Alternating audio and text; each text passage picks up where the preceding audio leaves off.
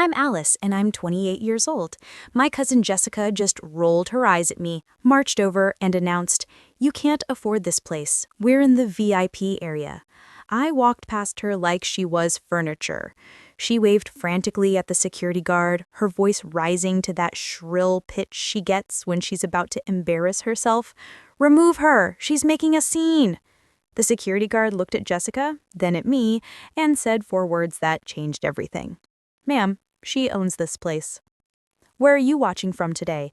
Drop your location in the comments below and hit that like and subscribe button if you've ever felt completely underestimated by your own family. You'll definitely want to stick around for what happened next. Let me back up and explain how I ended up owning the most exclusive country club in Connecticut while my own family treated me like I was still broke. 3 years ago, my father's investment firm collapsed overnight. Not gradually, not with warning signs, overnight. One day, he was managing portfolios worth hundreds of millions. The next day, federal investigators were carrying boxes out of his office. The family whispered about poor financial decisions, risky investments, maybe even fraud. None of it was true, but perception became reality faster than wildfire spreading through dry grass. When word spread through our extended family, something interesting happened. Phone calls stopped. Holiday invitations disappeared. Suddenly, every cousin, aunt, and uncle who used to compete for my parents' attention at family gatherings became too busy to return messages. My uncle Robert, who'd borrowed $50,000 from Dad just 2 years earlier for his son's wedding, acted like he'd never heard our last name before. The speed of their abandonment was almost impressive if you appreciate efficiency and cruelty. The thing is, they all assumed we were broke. They assumed wrong. While Dad's firm was crumbling, I was already 3 years into building my own tech company. I'd graduated Harvard at 22 with a computer science degree and immediately started developing data analytics software for financial institutions. By the time Dad's world fell apart, my company was generating millions in revenue annually. But here's the funny part.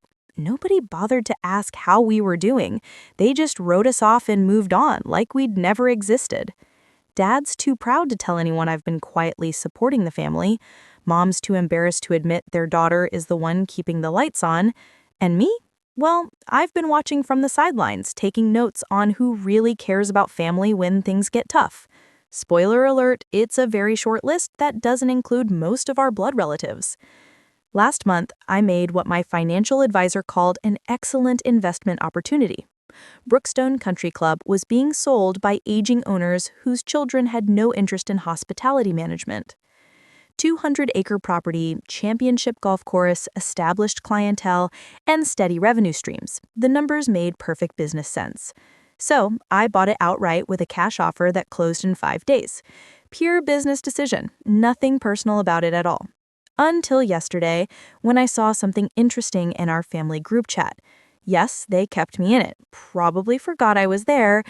Grandmother Eleanor's 85th birthday celebration scheduled for today. Location, Brookstone Country Club. The irony was too delicious to ignore. The same family that had spent 3 years treating us like social pariahs was about to celebrate at my club, having no idea who owned it. I couldn't resist the opportunity to see their faces when they realized exactly how wrong they'd been about their poor relatives' circumstances. So I decided to make an appearance at their little celebration purely for my own entertainment. Sometimes the universe hands you gift-wrapped opportunities for justice, and it would be rude not to accept them gracefully. The country club's main dining room was exactly as pretentious as I remembered from childhood visits. Crystal chandeliers hung from vaulted ceilings, oil paintings of long-dead members lined mahogany paneled walls, and every surface gleamed with the kind of polish that screamed, "Your money better be old enough to vote." I'd always thought this place was ridiculous growing up. Now I owned it, which meant I could appreciate the ridiculousness from a position of power rather than teenage resentment. I spotted our family immediately. They'd claimed the largest table on the terrace, overlooking the 18th hole, where men in pastel polo shirts pretended golf was more important than the business deals they were actually discussing between swings. Grandmother Eleanor sat at the head like a queen holding court. My Aunt Margaret fussing over her champagne glass with the dedication of a sommelier. Uncle Robert gesturing dramatically while telling some story that had everyone laughing with the forced enthusiasm of people determined to have a good time. They looked happy, relaxed, unburdened by the presence of their financially ruined relatives. The absence of guilt on their faces was almost artistic in its completeness. These people had perfected the art of selective memory, rewriting family history to exclude inconvenient relatives who might dampen their celebration. Jessica saw me first. Her expression shifted from surprise to annoyance to something approaching panic in about 3 seconds flat, like watching someone's face process the stages of a natural disaster in real time. She whispered something to her mother, Aunt Margaret, who turned to stare at me with barely concealed horror. The whispers spread around the table like a virus through a cruise ship, each person's reaction more dramatic than the last. Uncle Robert stopped mid-sentence, his wine glass frozen halfway to his lips. My cousin David actually put his hand to his forehead like he was getting a migraine just from seeing me. The performance was so coordinated, it could have been choreographed, except none of them were that good at acting when they weren't trying to be cruel. Well, Grandmother Eleanor's voice carried across the terrace with the authority of someone accustomed to controlling conversations through sheer force of personality. This is unexpected. I approached the table with what I hoped looked like confidence, rather than the sick satisfaction I actually felt bubbling up from somewhere deep in my chest. "Happy birthday, Grandmother. You look wonderful." "Thank you, dear." Her tone suggested I'd complimented her on a particularly unpleasant medical procedure. "We weren't expecting you." "I can see that." I gestured toward the empty chairs scattered around nearby tables, noting how quickly extra seating disappeared when you were trying to exclude someone from family celebrations. Plenty of room, though. Aunt Margaret cleared her throat with the delicacy of someone preparing to deliver bad news to a small child who still believed in fairy tales. "Alice, darling, we should probably explain. This is a private celebration. Family only." The statement hung in the air, like smoke from a house fire, acrid and impossible to ignore. Family only. As if the last 28 years of Christmas mornings and birthday parties and graduation ceremonies had been some kind of elaborate misunderstanding, as if blood relation had an expiration date tied to bank account balances and social embarrassment levels. "I see." I nodded slowly, letting my gaze move around the table with the methodical precision of someone taking inventory. Family only. Uncle Robert shifted uncomfortably in his seat, his collar suddenly seeming too tight around his neck. "It's nothing personal, Alice. It's just, well, circumstances have changed, haven't they? We thought it might be awkward for everyone involved." "Awkward for whom specifically? For everyone?" Jessica chimed in, her expression taking on that condescending tone she'd perfected through 4 years at an expensive prep school that taught her to look down on people with more grace and less obvious cruelty. "Let's be honest, Alice. You can barely afford rent, let alone membership here. It's embarrassing for the family." That's when I smiled. Not a fake smile, not a polite smile, but the kind of smile that makes people suddenly remember they left something important in their car and should probably go check on it immediately. "You're absolutely right, Jessica. It would be embarrassing if it were true." Grandmother Eleanor raised an eyebrow that had been surgically perfected sometime during the Reagan administration. "I'm sorry, dear." "Oh, don't apologize. It's an honest mistake." I pulled out my phone with deliberate slowness, enjoying the way their eyes tracked the movement like cats watching a laser pointer. This is interesting timing. Actually, I just closed on a new property this week. The silence that followed was so complete, I could hear the sprinkler system cycling on the golf course in the distance. You know that moment in movies where the record scratches and everyone freezes? This was exactly like that, except with more expensive jewelry and deeper tans from winter vacations in places that required private jets to reach. "What kind of property?" David asked, though his tone suggested he wasn't entirely sure he wanted to know the answer. "Oh, just a little place with good bones. 200 acres, championship golf course, clubhouse with fascinating history dating back to the 1920s. I paused for effect, watching their faces with the careful attention of a scientist observing a particularly interesting chemical reaction. "You might know it. Brookstone Country Club." Jessica's champagne glass froze halfway to her lips like she'd been turned to stone mid-sip. Uncle Robert's mouth opened and closed like a fish gasping for air on a dock. Even grandmother Eleanor, who'd maintained her composure through everything from stock market crashes to family scandals, looked genuinely stunned for the first time in my memory. "That's impossible," Jessica whispered, her voice barely audible above the afternoon breeze rustling through the carefully manicured landscaping. "Is it?" I tucked my phone back into my purse with deliberate casualness. The previous owners were eager to sell to the right buyer. The color drained from multiple faces so fast I thought someone might need medical attention. This was better than I had imagined, and I had imagined it would be pretty spectacular. The mathematical impossibility of their assumptions crashing against the reality of my success was creating a kind of cognitive dissonance that was almost physically painful to watch. "Alice," Uncle Robert found his voice first, though it came out several octaves higher than usual and slightly strangled. "We had no idea about your success." "Of course you didn't. I kept my tone light, conversational, like we were discussing the weather instead of your complete miscalculation of my financial situation over the past 3 years." "Now, wait just a minute." Aunt Margaret set down her glass with enough force to slosh champagne onto the pristine white tablecloth, creating a spreading stain that seemed symbolically appropriate.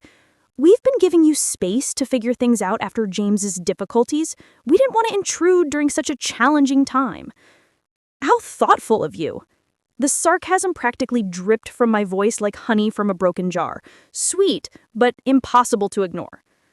"I'm sure it had nothing to do with Dad's firm collapsing or your assumption that we'd become financial liabilities who might embarrass you at social functions."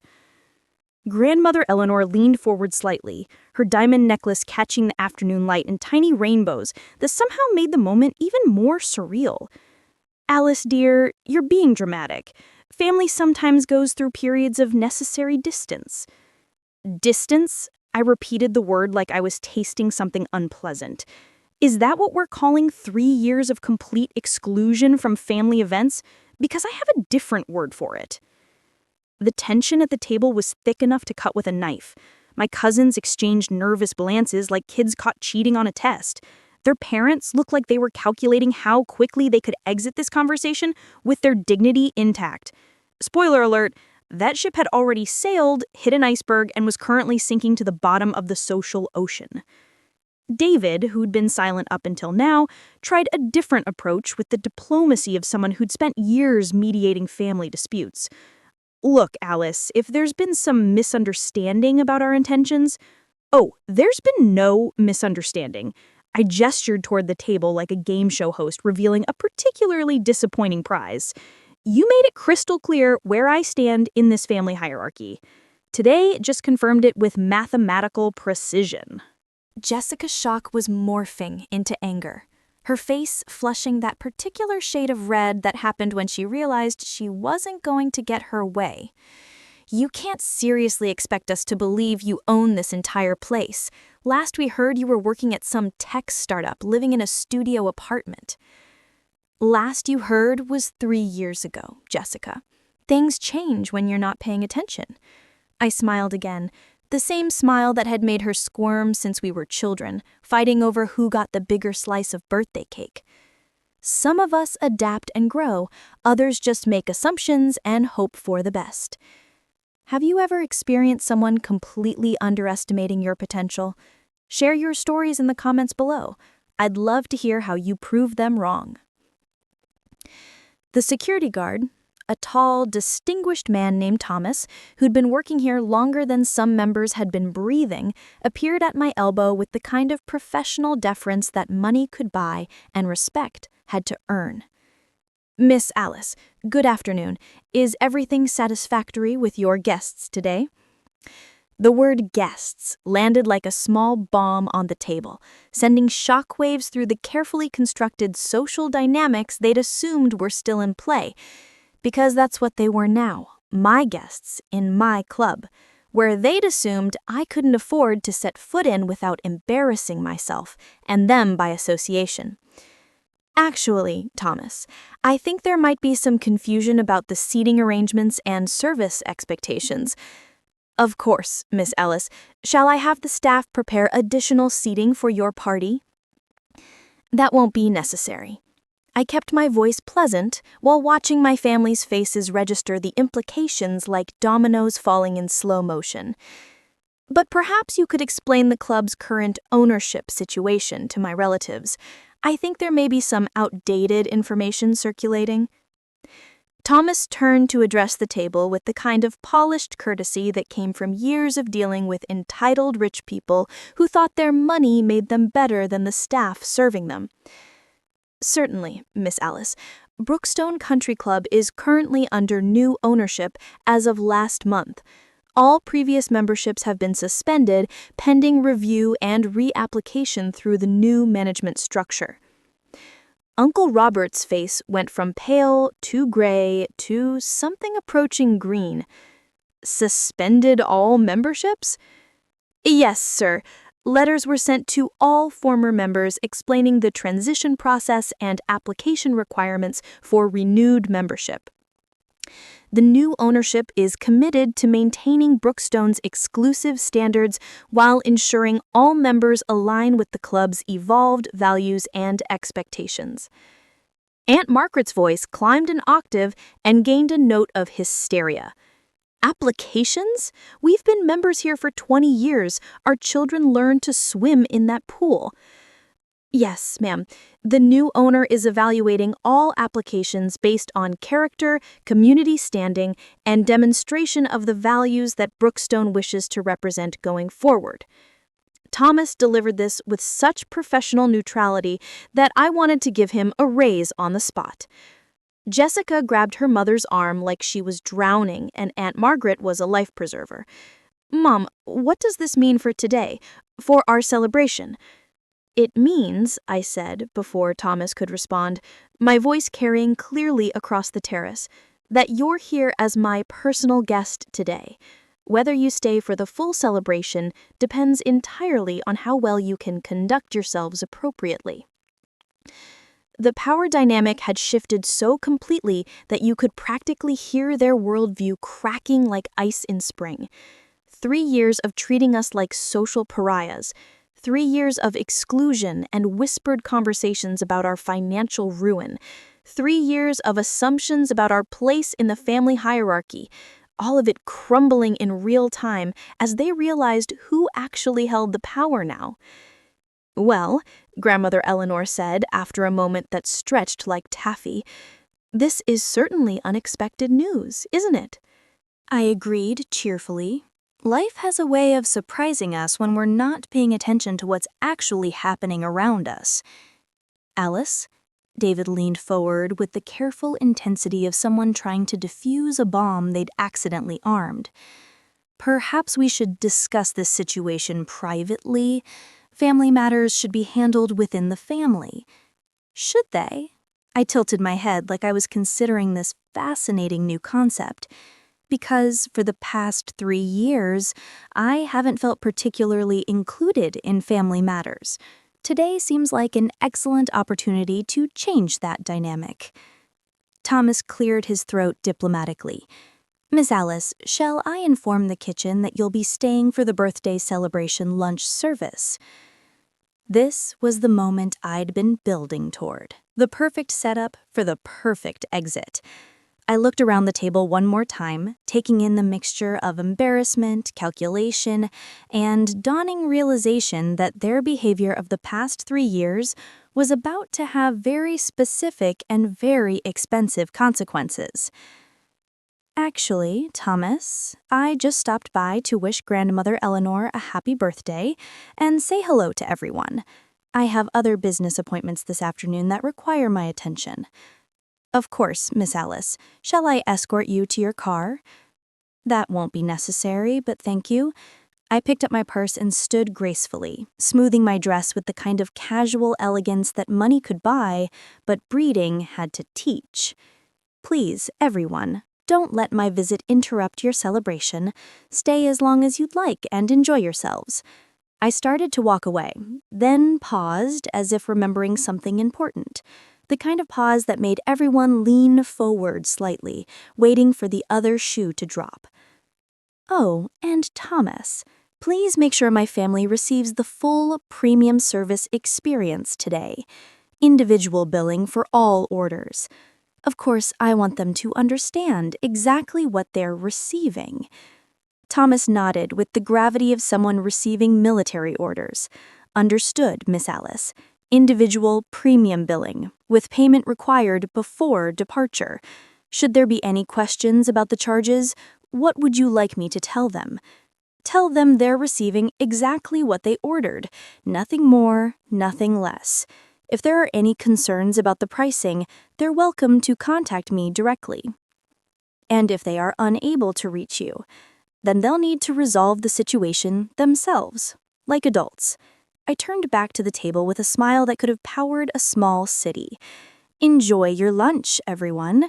And happy birthday again, Grandmother. I do hope the celebration is everything you deserve. The silence that followed my departure was so complete I could hear my own heartbeat as I walked through the clubhouse. Behind me, I knew 8 people were sitting in stunned silence, trying to process what had just happened and what was about to happen when they realized the full implications of individual premium billing at one of the most expensive restaurants in Connecticut. Thomas followed me discreetly to the main desk where I handed him a business card with very specific instructions written on the back. Everything they order gets the full premium treatment. If they try to claim family rates or house accounts, remind them that all previous arrangements have been canceled. If they refuse to pay, we follow standard club policy for billing disputes. He finished with a smile that suggested he was going to enjoy the next few hours immensely. Exactly. And Thomas, I'll be monitoring the security system remotely. Make sure they know that. I drove exactly 2 blocks away and parked at the coffee shop across from the club's main entrance, where I had a perfect view of both the terrace and the parking lot. More importantly, I had access to something even better, the club's upgraded security system, which I could monitor from my phone thanks to the comprehensive technological improvements I'd installed as the new owner. Pulling up the camera feed, I watched my relatives huddle together like conspirators plotting a coup. The audio was crystal clear through the new microphone system. "This is a disaster," Aunt Margaret was saying, her voice pitched high with panic. "Do you have any idea what this means for our social standing?" "It means Alice has been playing us for fools," Jessica snapped, her anger overriding her shock. "How long has she been rich? How long has she been laughing at us behind our backs?" "The question," Grandmother Eleanor said with her usual authority, "is what we do now to repair the situation." "We fix this," Uncle Robert declared with the confidence of someone who'd never encountered a problem money couldn't solve. "We're family. This is just a misunderstanding that got out of hand because of poor communication." "Is it?" A familiar voice cut through their conversation like a knife through butter. I adjusted the camera angle and saw my parents approaching the table, both dressed in the kind of casual elegance that money could buy and confidence had to earn. Dad looked exactly like what he was, a successful businessman enjoying his semi-retirement. Mom practically glowed with the satisfaction of someone who knew her daughter had just purchased the club where people were currently panicking about her financial success. James. Patricia. Grandmother Eleanor's voice was unnaturally bright, like someone commenting on the weather during a tornado. We were just discussing Alice's wonderful news about her business success. Were you? My mother asked, with the kind of neutral tone that could freeze champagne mid-pour. What followed was the most entertaining conversation I'd ever witnessed through a security camera. My parents, armed with the knowledge of what had just transpired, faced down 3 years of family rejection with the kind of calm dignity that made their relatives squirm in their chairs like children caught lying about broken vases. "We should celebrate," David suddenly announced, his voice too loud and too enthusiastic, like someone trying to convince themselves they were having fun. "This is incredible news. Our Alice owning Brookstone." "Our Alice," my father repeated quietly. And the 2 words carried more weight than a full speech. But what happened next exceeded even my wildest expectations, because instead of showing appropriate shame or attempting to leave gracefully, my family decided to double down on their newfound enthusiasm for my success. "You know what?" Jessica said, her voice gaining confidence as she spoke to the waiter who'd approached their table. "We'll have champagne. The Dom Perignon. This is a celebration." I nearly choked on my coffee. After 3 years of pretending I didn't exist, they were now planning to celebrate my success? The audacity was breathtaking. "Absolutely," Uncle Robert was nodding enthusiastically. "Our family just acquired this magnificent property. Alice is our niece." Through the camera, I watched them transform from shocked relatives into social media influencers who just discovered their meal was comped. They were practically preening, completely missing the irony that they were celebrating the success of someone they'd ignored for 3 years. "We'll need additional seating. Some of our friends will want to join us once they hear this exciting family news." I watched in fascination as they began making phone calls, inviting friends to witness their association with the new owner of Brookstone Country Club. The revisionist history happening in real time was worthy of academic study. Within 30 minutes, the table had grown from 8 people to nearly 15. As friends and acquaintances arrived to bask in the reflected glory of knowing the family that owns Brookstone Country Club, the irony was so thick you could serve it with a spoon, but they were too intoxicated by their newfound social status to taste it. Through the security feed, I watched Jessica holding court like a queen, describing how she'd always known Alice was destined for greatness to anyone who would listen. The woman who just tried to have me removed from the premises was now claiming credit for recognizing my potential. "We've been so proud of her journey," Uncle Robert told a rapt audience of country club social climbers. "Even during the challenging times with James's firm, we knew Alice would land on her feet and soar even higher." The revisionist history was stunning. These people could have taught master classes in rewriting reality to suit their current needs. I watched them order round after round of premium champagne, elaborate appetizer platters, and the kind of expensive delicacies that would have impressed a Roman emperor. "Our family has always been close," Aunt Margaret was explaining to someone's wife who looked appropriately impressed. "We support each other through everything. That's what real family does." I had to pause the video and take a moment to appreciate the sheer artistry of their self-deception. The same people who'd spent 3 years avoiding us like we carried a social disease were now lecturing others about family loyalty and support. My parents, I noticed, had taken seats at the far end of the table and were watching this performance with expressions of fascinated horror. Mom caught Dad's eye and shook her head slightly, her meaning clear. These people had learned absolutely nothing from the confrontation. The Dom Perignon arrived, multiple bottles of it, along with the premium sushi platter, oysters flown in from both coasts, and various delicacies that cost more per ounce than most people spent on entire meals. Each addition to their celebration was being itemized separately on individual bills that were growing larger by the minute. To family loyalty and Alice's incredible success. Jessica raised her glass in a toast that made my stomach turn with its irony. Family loyalty from the people who'd ghosted us for 3 years. But the real entertainment was yet to come because around hour 2 of their impromptu celebration, Thomas appeared at their table with a leather folder and the kind of serious expression that meant business was about to be discussed. "Excuse me," Thomas said with perfect politeness, "but I need to discuss the billing arrangements for this afternoon's service." The conversation around the table died instantly, like someone had hit a mute button on their celebration. Jessica looked up from her 4th glass of champagne with the slightly glassy expression of someone who'd been drinking expensive alcohol on an empty stomach and an inflated ego. "Billing arrangements?" she repeated, as if the words were in a foreign language she didn't quite understand. "Yes, ma'am.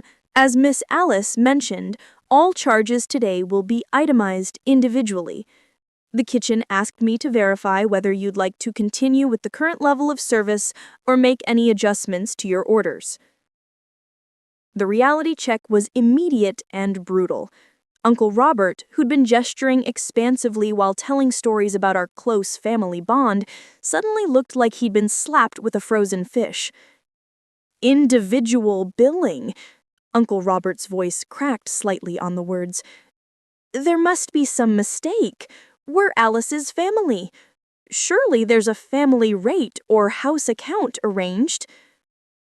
Thomas maintained his professional composure with the skill of someone who delivered expensive news to entitled customers countless times before.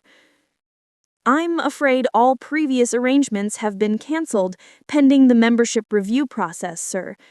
Miss Alice was very specific about today's billing structure."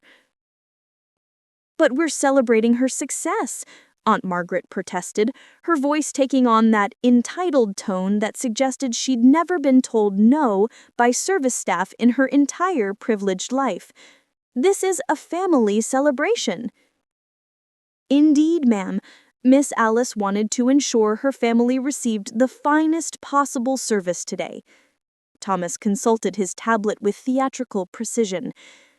"Currently, the party has ordered 4 bottles of Dom Perignon at $350 each, 2 bottles of Opus 1 at $500 each, the premium sushi selection at $400, various imported appetizers totaling $800, an exclusive terrace service for groups over 10 people at $200 per hour."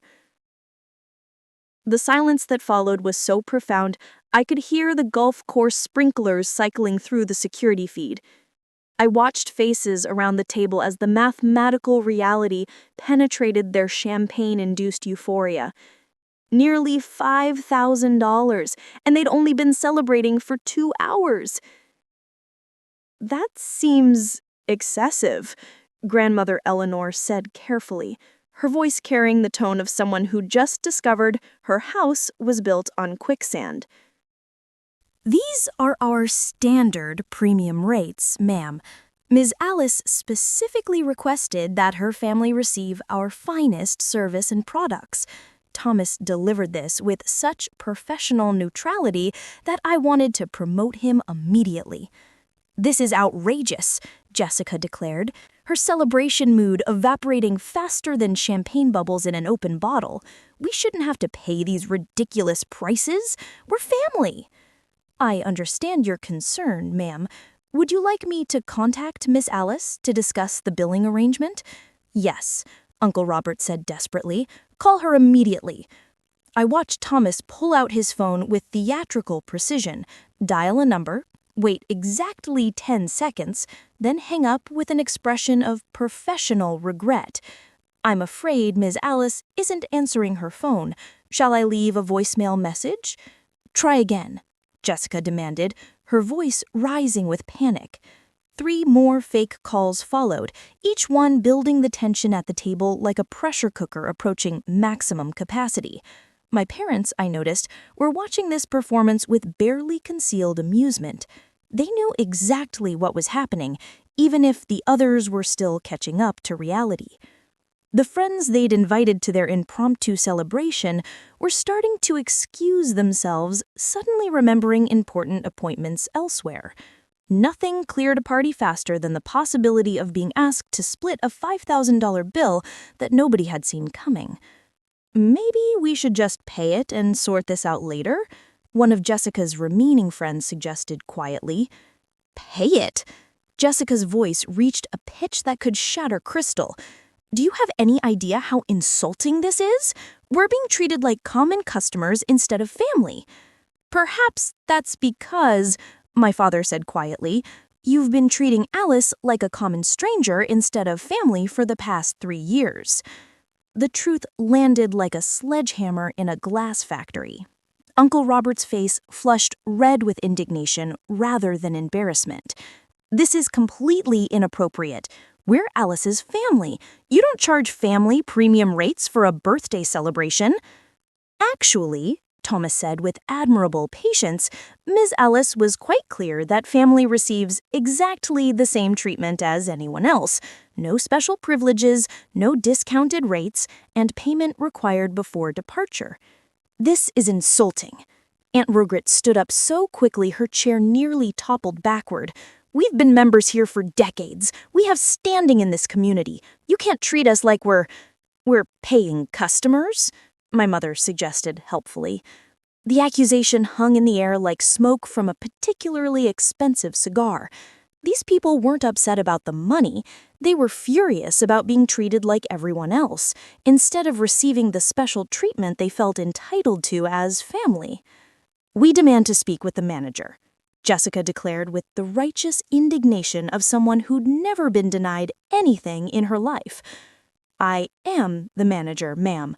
However, if you'd prefer to discuss this matter with the owner, I can certainly attempt to reach Miss Alice again. Yes, get Alice on the phone right now. I watched through the security feed as Jessica grabbed her own phone and started dialing frantically. The look of growing panic on her face when I didn't answer was absolutely priceless.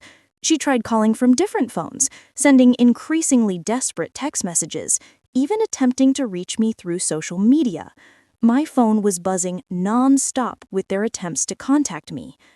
Alice, there's been a misunderstanding about the billing. Jessica, call us immediately. Uncle Robert, this is your grandmother. We need to speak now. Eleanor, please answer your phone. David. Each unanswered message made them more frantic.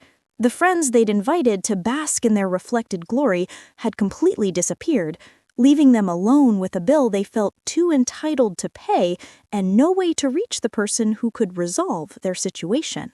This is absolutely unacceptable, Uncle Robert declared, pacing beside the table like a caged animal. We refuse to pay these outrageous charges. This is family harassment. Thomas nodded sympathetically. I understand your frustration, sir. However, club policy requires payment for all services rendered. If you're unable to settle the bill, I'll need to follow our standard procedures for billing disputes. Which are? Grandmother Eleanor asked, though her voice suggested she didn't really want to know the answer. Security escort and notification of local authorities, ma'am. Standard protocol for customers who refuse to pay for services received. The shock on their faces was absolutely perfect. These people had spent their entire lives being catered to, having rules bent for them, receiving special treatment because of their money and social standing. The idea that they might actually face consequences for refusing to pay a bill was completely foreign to their experience. You wouldn't dare, Jessica whispered. Ma'am, I'm simply following the policies established by the owner. Miss Alice was very specific about equal treatment for all customers, including family members. That's when Aunt Margaret played what she thought was her trump card. Fine, we'll pay the ridiculous bill, but Alice will hear about this. Our lawyers will be in touch about this harassment and extortion. Of course, ma'am. I'll make sure to document your threats of legal action in today's incident report. The casual way Thomas mentioned an incident report sent another wave of panic through the group. Legal threats were one thing, but having their behavior officially documented at their own social club was quite another. What happened next was even better than I had imagined. Instead of quietly paying the bill and leaving with whatever dignity they could salvage, they decided to make a scene that would be remembered in Brookstone's history for years to come. "This is discrimination," Uncle Robert shouted, his voice carrying across the terrace and drawing stares from other diners. "We're being targeted because of our family relationship with the owner." "Sir, please lower your voice," Thomas requested politely. "You're disturbing other guests." "We'll disturb whoever we want. This is our club." "Actually, sir, this is Miss Alice's club. You're currently guests here, and guests are expected to conduct themselves appropriately." The correction was delivered so smoothly that it took a moment for the implications to sink in. They weren't members anymore. They weren't even customers. They were guests whose welcome was rapidly expiring. Grandmother Eleanor, recognizing the social disaster unfolding around her, finally stood up with the dignity that had carried her through decades of high society drama. "Enough," she said quietly, but her voice cut through the chaos like a knife through silk. She opened her purse and pulled out a checkbook with the resignation of someone who'd decided that preserving what remained of the family's reputation was worth $5,000. "I'll pay the bill," she announced, her voice carrying clearly across the terrace, where other diners were now openly staring at the spectacle. "Mother, you can't. It's the principle of the thing." "The principle is that we created this situation through our own poor judgment, and now we're going to face the consequences like adults instead of spoiled children." She handed the check to Thomas with the kind of cold dignity that made everyone else at the table look like amateurs at the game of social warfare. "There's your payment in full. I trust this settles the matter." "Yes, ma'am. Thank you for your prompt attention to this matter." As my family prepared to leave, subdued, embarrassed, and several $1,000s poorer, Grandmother Eleanor did something unexpected. She stopped at the edge of the terrace and looked directly at the security camera she somehow knew I was watching through. "Alice," she said clearly, her voice carrying across the terrace with the authority of someone who'd never been ignored in her life. "You made your point. We behaved badly, and we deserved this lesson. When you're ready to have an adult conversation about rebuilding our relationship, I'll be waiting." She walked away without expecting an answer, leaving behind a family that would never quite recover from the afternoon. They learned that money couldn't buy their way out of consequences for treating people badly. But she wasn't finished. As they reached the parking lot, I watched through the external cameras as she turned to address the remaining family members who were still grumbling about the injustice of being charged for what they'd consumed. "Let me be absolutely clear," she said in a voice that could freeze champagne mid-pour. "Alice owned this club. We came here uninvited and excluded her from a family celebration. She could have had us removed immediately. Instead, she let us stay and learn exactly how it feels to be treated the way we've been treating her family for 3 years. If you can't see the justice in that, then you've learned nothing from this experience." The parking lot confrontation continued for another 10 minutes, with various family members arguing about who was to blame and what they should do next. Through it all, Grandmother Eleanor maintained her dignity while making it clear that she at least understood exactly what had transpired and why. 3 hours later, I sat on my parents' porch, sharing the most honest family conversation we'd had in years. The late afternoon sun was casting long shadows across their garden, and the silence was comfortable rather than strange for the first time since Dad's business had collapsed. "So," Dad said, grinning over his coffee cup, "how does it feel to own the place where you just delivered the most expensive lesson in consequences our family has ever received?" "Profitable," I replied, and we all laughed with the kind of genuine amusement that comes from watching justice served with perfect precision and professional catering. "Your grandmother called," Mom said gently. "She wants to have lunch, just the two of you." I considered this information while watching a cardinal build its nest in the oak tree that had shaded my childhood reading sessions. Grandmother Eleanor had been the only one to truly understand what had happened today, the only one to take responsibility instead of making excuses or threatening lawsuits. "Did she mention where she wanted to meet?" "Brookstone Country Club," Mom smiled. "She said she'd like to see what you've done with the place, and she wants to submit a membership application." "A membership application?" "She said she wants to go through the same process as everyone else. No special treatment, no family privileges. She wants to earn her place based on character and community standing." The gesture was more meaningful than any apology could have been. Grandmother Eleanor understood that respect had to be earned rather than assumed, and she was willing to prove that she'd learned from the afternoon's expensive lesson.